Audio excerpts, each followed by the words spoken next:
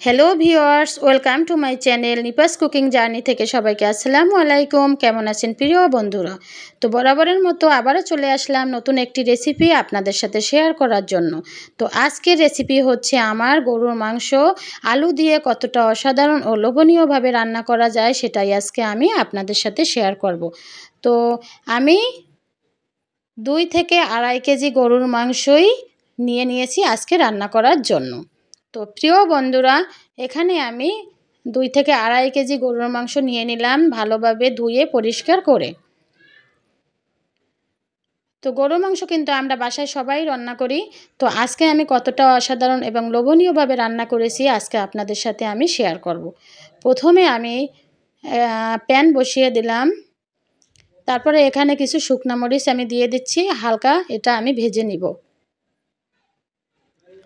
তেল দিয়ে দিলাম, একটু হালকা তেল এর উপরে আমি ভেজে নিব। এর মধ্যে আমি একটা রসুন দিয়ে দিচ্ছি, রসুনের কোয়াগুলো ভালোভাবে উপর থেকে খোসা ছাড়িয়ে দিয়ে দিলাম। এটা এখন হালকা ভেজে নিব। এখন আমি এটা শিলপাটায় বেটে নিব। তো প্রিয় বন্ধুরা, আজকের ভিডিওটি প্রথম থেকে শেষ পর্যন্ত অবশ্যই আমার সাথে থাকবেন। আর এখানে আমি 3 থেকে 4টা মরিচ নিয়ে নিলাম, কাঁচা মরিচ মিশিয়ে একবারে আমি বেটে নিচ্ছি। তো প্রিয় বন্ধুরা, আজকের ভিডিওটি দেখার জন্য আপনাদের অনুরোধ রইল এবং প্রথম থেকে শেষ পর্যন্ত অবশ্যই ভিডিওটি দেখবেন। আর যারা আমাকে অলরেডি সাপোর্ট করেছেন তাদেরকে অসংখ্য ধন্যবাদ। আর যারা আমার নতুন বন্ধু, তারা অবশ্যই আমার ভিডিওতে একটি সাবস্ক্রাইব করবেন। অবশ্যই প্লিজ বন্ধুরা। আর আমিও 24 ঘন্টা পরে আপনাদের পরিবারে চলে যাব। আর সবসময় আমার ভিডিও দেখবেন প্রিয় বন্ধুরা, একটাই অনুরোধ। আর আমিও চেষ্টা করি আপনাদের ভিডিও দেখার। তো আমার কিন্তু বাটা হয়ে গেল, দেখেন। এখন আমি ব্রেস্তা করে নিব, পেঁয়াজের ব্রেস্তা করে নিব।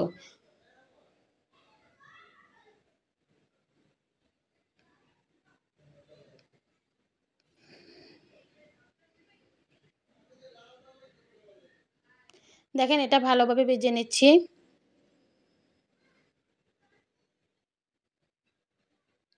এটা ভালোভাবে একদম ব্রেস্তা করে উঠিয়ে নিব। প্রিয় বন্ধুরা, আজকের ভিডিও গরুর মাংসটা কিন্তু একদমই স্পেশাল রান্না। আর এটা অবশ্যই দেখবেন এবং বাসায় ট্রাই করবেন এবং আমাকে কমেন্টে জানাবেন কেমন হয়েছে। প্রিয় বন্ধুরা, আমার গোশগুলো যে প্যানে রান্না করেছি সে প্যানে আমি নিয়ে নিলাম। আর আরেকটা কথা হচ্ছে প্রিয় বন্ধুরা, আমি গরুর মাংসগুলো কিন্তু প্রথমে পানি দিয়ে ফুটিয়ে নিয়েছি। যেহেতু আমার গরুর মাংস ফ্রিজে ছিল, অবশ্যই আপনারা পানি দিয়ে ফুটিয়ে নেবেন। এখানে আমি স্বাদমতো লবণ দিয়ে দিলাম, আর পেঁয়াজ বাটা দিয়ে দিলাম 1 চামচ পরিমাণ, আর রসুন বাটা দিয়ে দিলাম 1 চামচ পরিমাণ।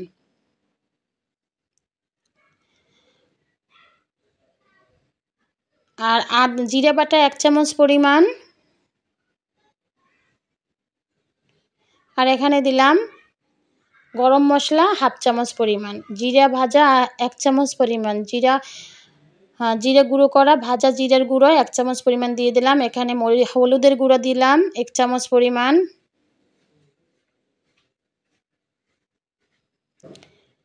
মরিচের গুঁড়া 1 চামচ, হলুদ মরিচের গুঁড়া আমি আমার পরিমাণ মতো মাংসের পরিমাণ অনুযায়ী দিয়ে দিচ্ছি। আর এখানে যে মশলা আমি বেটে নিয়েছিলাম সেটাও দিয়ে দিচ্ছি। সব মশলা শিলপাটায় যতটুকু মশলা বেটেছি আমি সব দিয়ে দিয়েছি। আর এখানে আমি সরিষার তেল দিয়ে দিয়েছি। আর এখানে আমি যে ব্রেস্তা করেছিলাম, ব্রেস্তা সহ তেল সহ ব্রেস্তা আমি সব দিয়ে দিচ্ছি।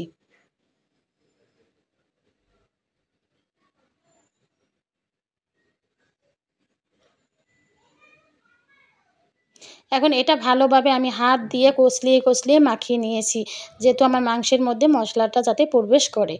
দেখেন, উপর থেকে আমি তেজপাতা, শাল, দারচিনি, এলাচ সবই দিয়ে দিচ্ছি। আর একটা টমেটো ছোট ছোট টুকরো করে দিয়ে দিলাম।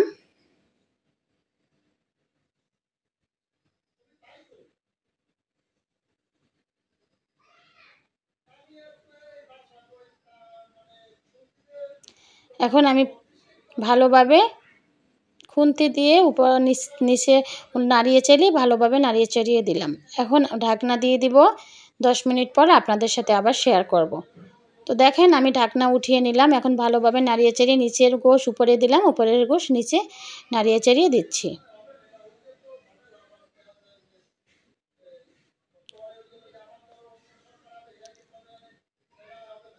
উপর থেকে আমি চিনি দিয়ে দিলাম 1/2 চামচ পরিমাণ। অবশ্যই চিনির ফ্লেভারটা দিতেই হবে, তাহলে গোশে অনেক বেশি স্বাদ বাড়ায়।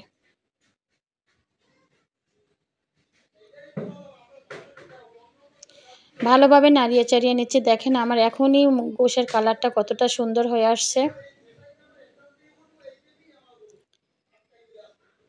ভালোভাবে আবার ঢাকনা দিয়ে 10 মিনিট পর আবার চলে আসবো আপনাদের সামনে। তো দেখেন আবার আমি নেড়ে চেড়ে দিচ্ছি।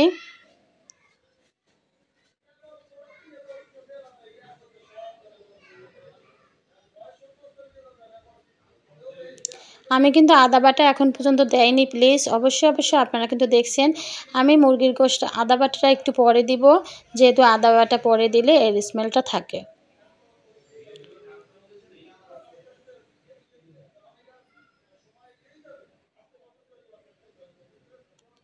আবার নাড়িয়ে চাড়িয়ে দিচ্ছি।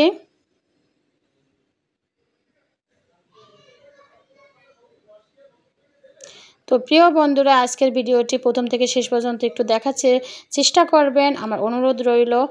আর অবশ্যই আমার পাশে থাকবেন, আমার ভিডিও দেখবেন। আর অনেক বন্ধুরা আছে আমাকে সাবস্ক্রাইব করে আবার 2 দিন পর আনসাবস্ক্রাইব করে দেয়। সত্যি অনেক বেশি খারাপ লাগে। তো প্রিয় বন্ধুরা, একটা রেসিপি করতে কিন্তু অনেক সময় লাগে এবং আবার আপনাদের সামনে প্রেজেন্ট করার জন্য অনেক সুন্দর করে রান্না করতে হয় সময় নিয়ে। তো অনেক কষ্ট হয়। প্লিজ আপুরা এরকম কাজ করবেন না, অনুরোধ রইল। বন্ধু হলে বন্ধু হয়েই থাকবেন, আর যদি বন্ধু না হতে চান তাহলে বন্ধু হওয়ার একদমই দরকার নাই। তো আমি কিন্তু 1 কাপ পরিমাণ পানি দিয়ে আবার, এটা হচ্ছে কষানো পানি, আমি এর মধ্যে 1 কাপ পরিমাণ পানি দিয়ে আবার ঢাকনা দিয়ে দিচ্ছি। কষাতে একদম কষানো হয়ে গেছে, তারপরে কিন্তু 1 কাপ পরিমাণ পানি দিয়ে দিচ্ছি। এখন আবার ঢাকনা দিয়ে দেব।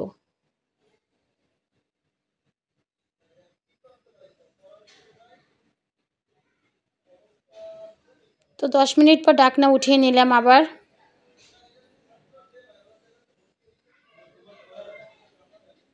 আবার একটু নেড়েচেড়ে দিচ্ছি।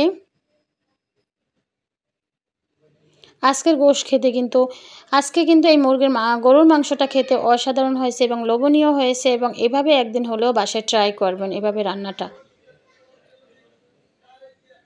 এখন আমি কিন্তু এর মধ্যে আমি একটি প্যান বসিয়ে দিলাম এবং যে আলুগুলো দিয়ে দেবো এগুলো আমি ভালোভাবে তেলে ভেজে নেব। কারণ তেলে আলু ভেজে নিলে কিন্তু আলুগুলো গোশের মধ্যে দিলে কিন্তু ভাঙবে না, আর আলু ভেঙে গেলে কিন্তু গোশের গ্রেভি নষ্ট হয়ে যায়। এজন্য প্রত্যেকের উচিত আমাদের আলুটা ভালোভাবে ভেজে নেওয়া। এজন্য আমি কিন্তু আলুটা ভালোভাবে তেলের সাথে ভেজে 10 মিনিট 15 মিনিট একদম নরম করে নিয়েছি। আর গোশ উঠানোর আগেই আমি এই আলু দিয়ে দিব। তা একটু 1 চিমটি লবণ দিয়ে দিলাম, আর একটু হলুদ দিয়ে দিব, দিয়ে একবারে তেলে ভেজে নেব।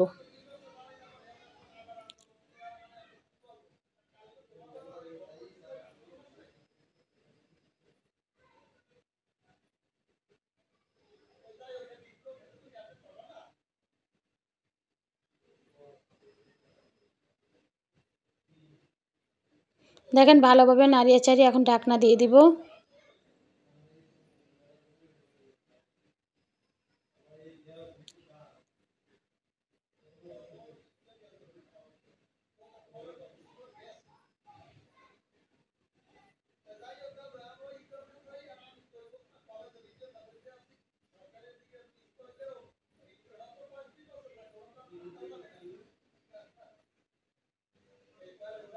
দেখেন আবার নাড়িয়ে চিড়িয়ে দিচ্ছি আর ঢাকনা উঠিয়ে।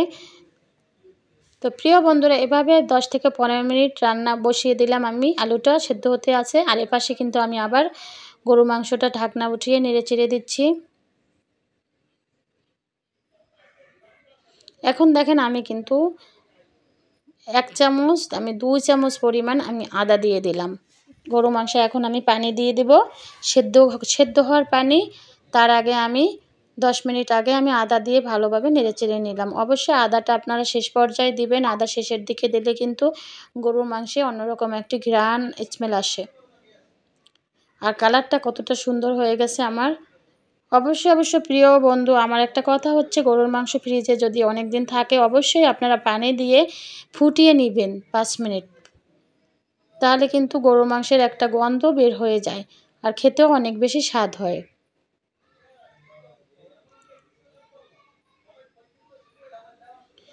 দেখেন আমি কিন্তু ভালোভাবে আবার নাড়িয়ে চাড়িয়ে ঢাকনা দিয়ে আমি একটা গোশ উঠিয়ে দেখাবো যে কষানো, আমি যে পরিমাণ কষিয়েছি তাতেই গোশ আমার সেদ্ধ হয়ে গেছে। সেই অনুযায়ী আমি পানি দিয়ে দেবো গরুর মাংসে। এজন্য আমি একটা গোশ উঠিয়ে আমি দেখেছি যে কতটুক সেদ্ধ হয়েছে।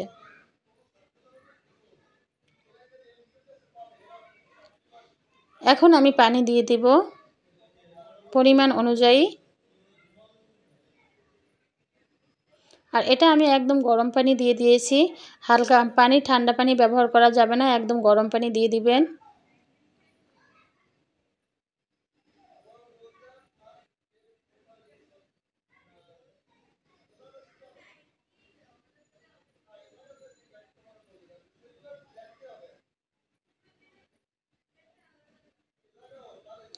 এখন আমি ঢাকনা দিয়ে দিলাম। 10 মিনিট পর আবার দেখাবো আপনাদের সামনে। দেখেন আমি আবার নাড়িয়ে চাড়িয়ে দিচ্ছি।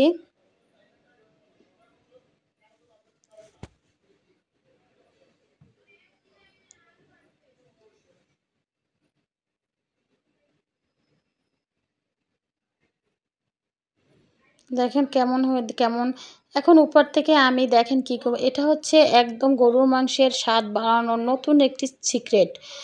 গরুর মাংস রান্না করার উঠানোর আগে অবশ্যই আপনারা রসুন, তাজা রসুনের কোয়া আপনি হালকা বেটে নিয়ে, একদম পেস্ট করা যাবে না, একদম পেস্ট করা যাবে না, একটু দানা থাকবে। সে একটা বড় একটা রসুন পেস্ট করা যাবে না, হালকা বেটে দিয়ে দিতে হবে। তাহলে কিন্তু স্মেলটা অনেক সুন্দর আসে এবং গরুর মাংসের যে একটা গন্ধ, বাজে গন্ধ, এটা আসে না। আমি উপর থেকে জিরা দিয়ে দিলাম, জিরার গুঁড়া, ভাজা জিরার গুঁড়া।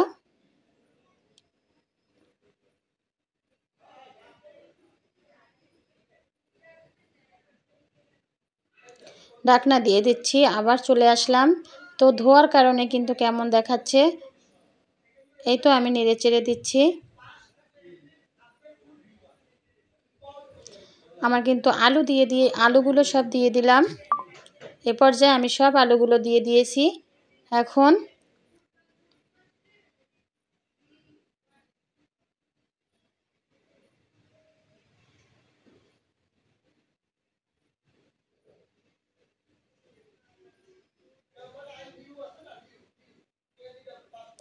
এই তো আমার রান্না হয়ে গেল। এখন আমি উঠিয়ে ফেলবো। উপর থেকে আরও একটু জিরা দিয়ে দিয়েছি। আমি কিন্তু আলুটাও দিয়ে দিয়েছি। পরিবেশন করব। এখন আমি টেবিলে নিয়ে আসলাম প্রিয় বন্ধুরা। এখন আমি একটা বাটিতে বেড়ে নিলাম। বাটিতে পরিবেশন করে আমি আপনাদের সাথে শেয়ার করতেছি যে আমার মাংসের গ্রেভিটা কতটা কালারটা সুন্দর আসছে এবং আলুগুলো একদম দেখেন, একদম আলুগুলো সুন্দর, একটুও ভেঙে যায়নি। তো আমি দেখিয়ে দিলাম আমার আলুগুলো আর গরুর মাংস গরুর মাংসের দেখতে কালারটা কতটা সুন্দর আমি একটা প্লেটে পরিবেশন করে আপনাদের সাথে শেয়ার করতেছি প্রিয় বন্ধুরা।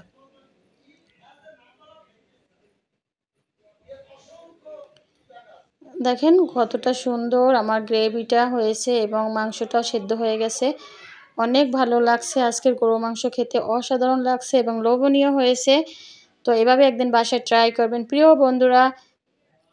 আর অবশ্যই আমার পাশে থাকার চেষ্টা করবেন প্রিয় বন্ধুরা। আপনাদের কাছে একটাই অনুরোধ, যারা আমাকে সাবস্ক্রাইব করেন তারা 2 দিন পর কেটে দিবেন না, আমার অনেক খারাপ লাগে। আর যারা যদি ইচ্ছা হয় থাকার, একেবারে বন্ধু হয়ে থেকে যাবেন। আর এরকম যদি চিন্তা থাকে দিয়ে আবার নিয়ে নেব, তাহলে আর দিবেন না আমাকে।